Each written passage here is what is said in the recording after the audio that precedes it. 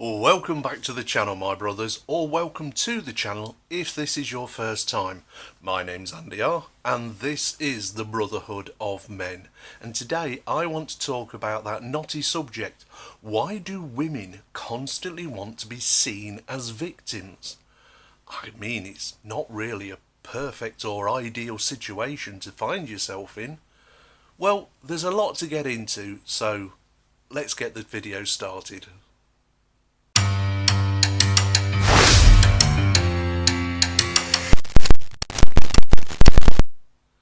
So why do women constantly put themselves as victims, constantly claim the victimhood, play that card?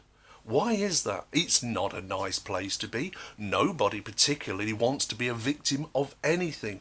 But whenever you ask a woman a simple question, excuse me, say you're out on a date with a woman and you say to her, "So, why aren't you married?" Or "Why aren't you employed?" Or "Why did you get a divorce?" All reasonable questions that a man would ask whilst out on a date. You constantly get the same kind of answers. And they are, I'm not, because I haven't met the right guy, because all the guys I've been with have been terrible. They've been less than good. They've been losers. Or the other one is, why you divorced? Why did your marriage fail? Oh, it was a toxic relationship. He was horrible. He treated me badly. And the other one is, why aren't you employed? Why aren't you working? Oh, well, my last job was a toxic environment. I had to leave it. I had to get out. All of them are statements to make her the victim. He was a terrible man. They were terrible men. Men are losers. These were rubbish reasons, but always I was the victim of it. Never I was the instigator. And there's a really good reason why women do this. And that is because if you're the victim, if you are the one who's had things done to you, you don't have to take any responsibility, any accountability for your bad choices or for the decisions you make. And this is the main reason women go to that.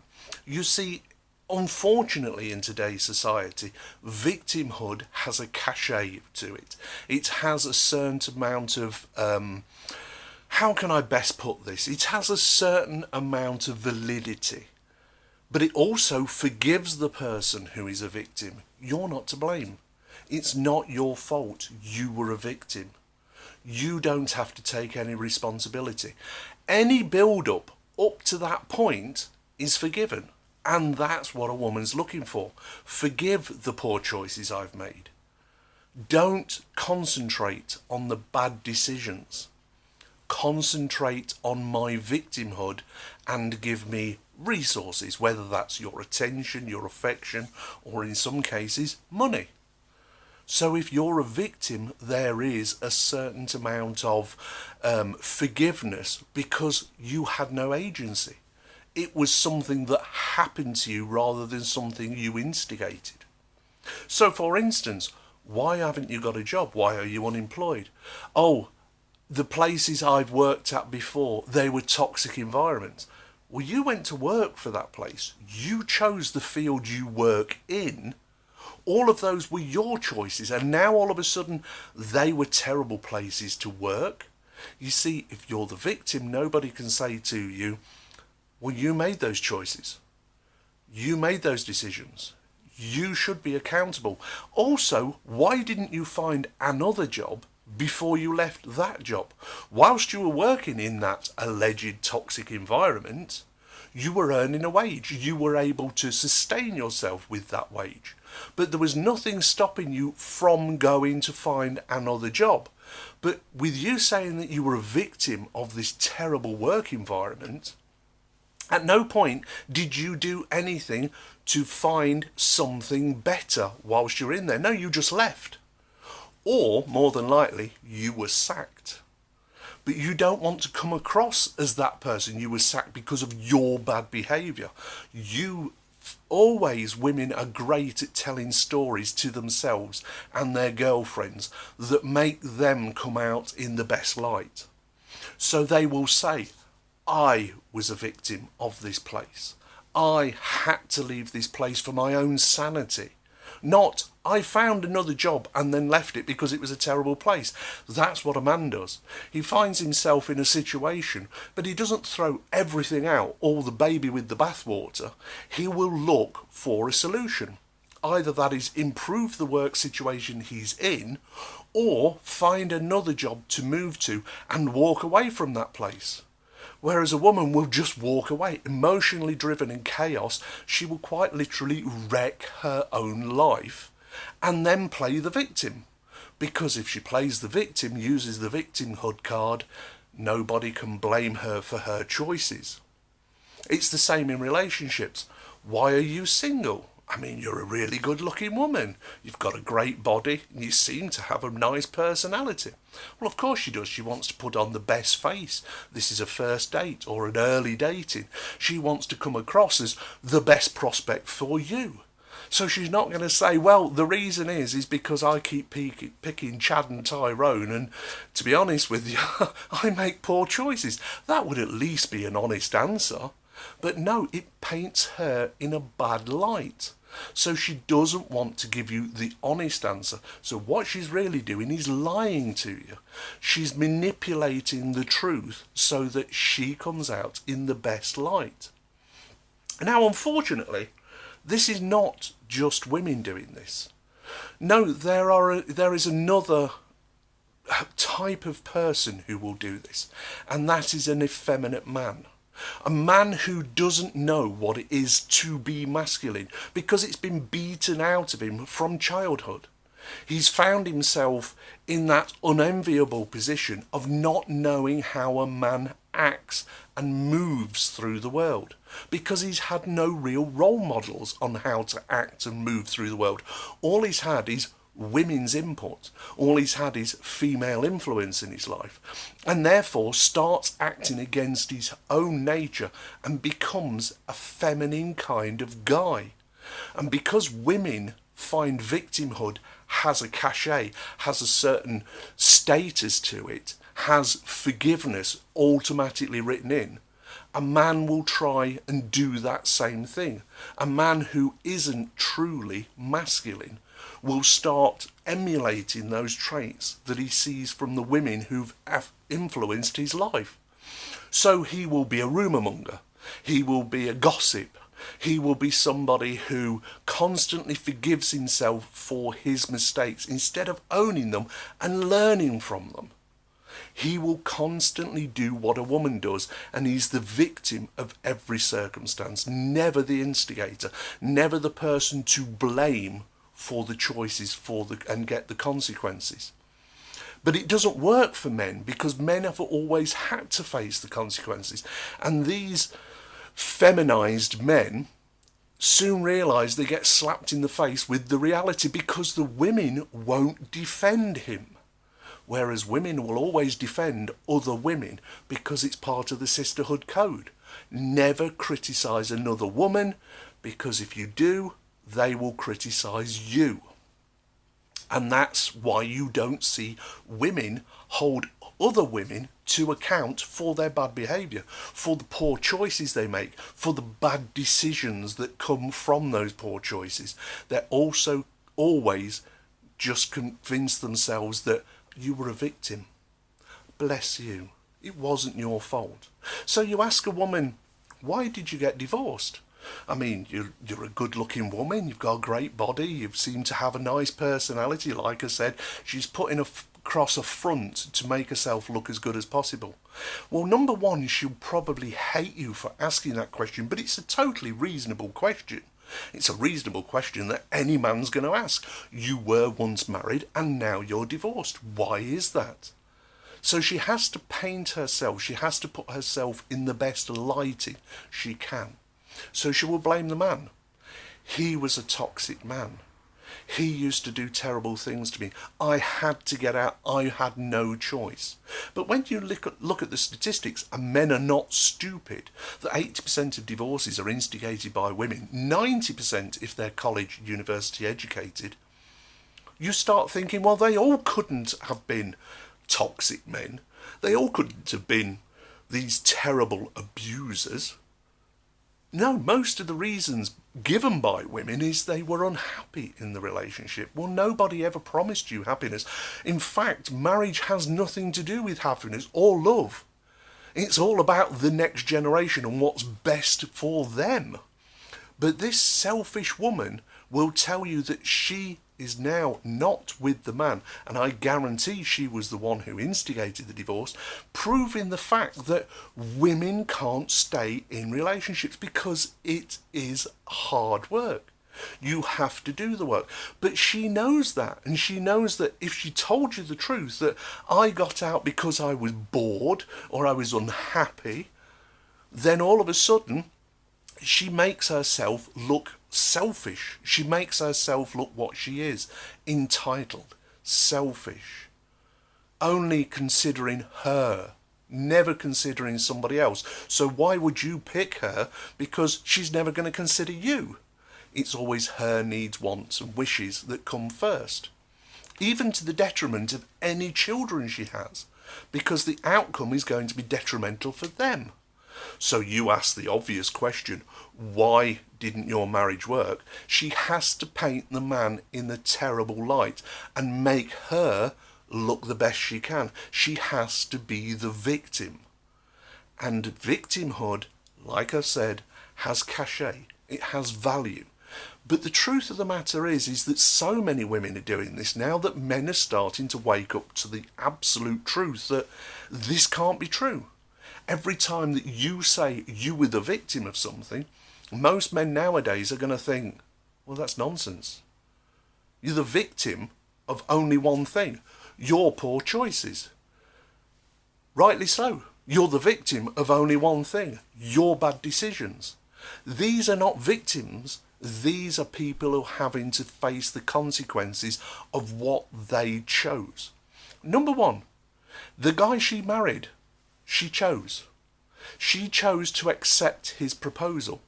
That was her first mistake. Even if he wasn't terrible, if he was terrible, if he was a bad man, what, none of those things were self-evident right at the beginning? But you still decided to be with that man. And then you decided to get married to that man, or have a child with that man outside of wedlock. All of these things are your choices. You chose to do that. You were the one who made those decisions. Stop trying to make out that somebody, an outside force, was the reason for anything bad happening in your life. Men have never got away with this. We know that if we make a bad choice, a bad decision, we are going to be the recipients of that bad choice and bad decision. We know that life is going to fall down on us like a ton of bricks. So we go out of our way to make good decisions. And one of those good decisions is finding out your character, finding out the morality of you, the woman that we see sat opposite us at a date. We ask these questions because we need to know your character, your morality, what kind of person you are, how selfish you are. But you are so adamant to throw a blanket of victimhood over yourself, to make out that I have no agency in my life. I can't make decisions. No, all of these things are fate. All of these things are down to stars. All of these things are the universe working against me. It's not my problem. It's not my choices. It's not my fault. Please feel sorry for me. You see, men will put up to it to a point. When we keep getting these answers, when we keep getting these ridiculous ideas of your victimhood, if you are good looking enough as a woman, if you have a fit enough body, if you do seem to come across as somebody we think to ourselves, do you know what? For tonight, I'll put up with you. Because that's what's happening. Most men hear these answers and instantly go, yeah, red flag, but I still want to sleep with you. So they'll take them to bed. After a few dates, on the first date, it doesn't matter. They will take them to bed. And if that woman is attracted to that man, she'll go along with it. But when it doesn't work out, he's going to be the person she was victimized again. Not that she went out with this guy in the first place, that she jumped into bed with this guy, not the fact that she did all of those things off her own bat, that she did those, they were conscious choices, that was her agency. No, after it doesn't work, all of that's scrubbed away to the wayside, and it's his fault. He used her. Nobody can be used unless you allow them to use you. No woman has ever gone to bed with a man she didn't go, yeah, I will. No, there has to be some extenuating circumstances. It has to be, he tricked me. He told me he was this kind of guy and he wasn't. Well, you believed it because you wanted to believe it. Because you wanted to believe he was that kind of guy. When if you'd have just taken just a few moments, just a little bit of time, had a little bit of morality, you would have realised he wasn't what he said he was. Oh, he got me drunk. Who drank the drinks? Nobody thought, did he pin you down, put a funnel in your mouth and hold your nose whilst he fed you these drinks? No, you picked up every one of them and ingested it. Don't blame someone else that you got drunk. He was buying them. You didn't have to drink them. Do you see how it is? None of that agency is ever taken into consideration. None of those choices, none of those decisions along the line are taken into consideration. All of them are swept away by her saying, I was a victim of circumstances. I was a victim of the fates. I was a victim of the stars aligning, the universe was against me, and these are the results. But it wasn't anything to do with me. I did nothing wrong. I was the victim. That's the mentality. And we see so many men nowadays who don't know what it is to be a man because they've had no input, they've had no examples put in front of them on a daily basis of what it is to be a man, and they will go to the most toxic of sources to find out what it is. They will listen to women who have no idea what it is to be a man. They've never lived a nanosecond of their life as a man, but they're telling these young boys growing up how to behave as a man. How? You can't do that. You don't teach a fish. You don't, sorry, use the analogy. You don't ask a fish how to fish. You ask a fisherman. You don't ask a woman how to be a man. You talk to a man, hopefully, as a young boy, that you admire. Most young boys truly think their fathers, if they grow up in a mother-father situation, household, biological mother-father, look at their fathers as though they're supermen. They look at them as they're one step below godhood. They are just amazing. There's nothing that man can't do. And they emulate it. They want to be like that man. A woman doesn't know how to be a man. She can tell that little boy, she can tell that boy growing up what she finds attractive in a man. She can tell that little boy what she wants from a man, and usually they don't even know themselves, and it changes daily. And that just confuses him more. But what happens is we learn more from experiences. We learn more from actions rather than words. Because most of these women who are raising these broken boys who don't know what it is to be masculine, to be a man, how to walk through the world as a man, what they're learning from these boys is how that woman acts with men. And if she's constantly being a victim and getting away with it, he learns from that action and thinks that's the way he should behave. He ends up a very confused, very baffled, and unfortunately broken boy. He never really grows up into his manhood. And then to overcompensate, he'll go the complete opposite end. He will become the worst kind of man. So these women are basically bringing up the type of men they don't like. The soy boy, wimp, simp kind of men that they do not want to date. Or the toxic, terrible, abusive men that they do not want to be with. Nobody wants that. You see, society nowadays has a lot of weak men. I used to have the beginning of my videos. If you go back to my early videos, it was a completely different intro. It was longer, and it used to say, no, sorry, it was the end one, not the beginning. It used to say that strong men make good times. Good times create weak men, and weak men create tough times. So tough times create strong men. A circular argument, 4 parts to it. So tough men created good times. Good times create weak men. Weak men create tough times, and tough times create strong men. You see the argument? And we now are in a situation of weak men because we've got good times. It's too good. It's on the cusp of flipping now.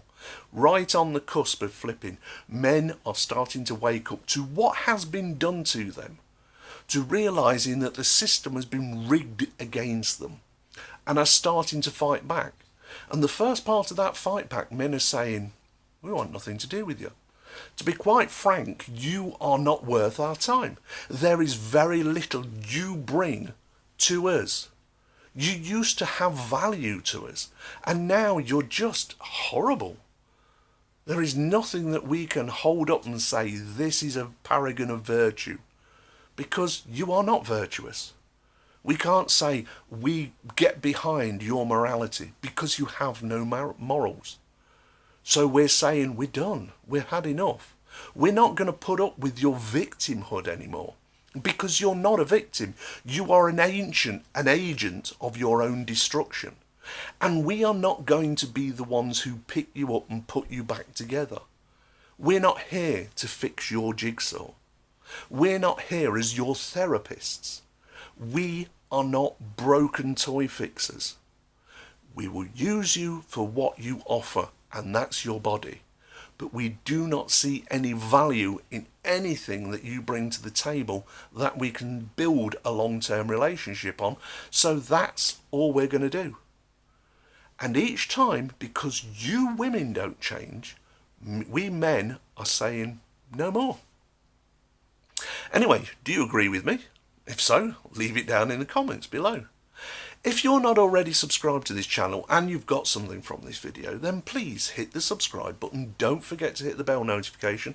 That way you don't miss out on future content, and you do not want to miss out. Also, give the video a like. It likes, and so do I. It helps the algorithm. All of these things help the algorithm.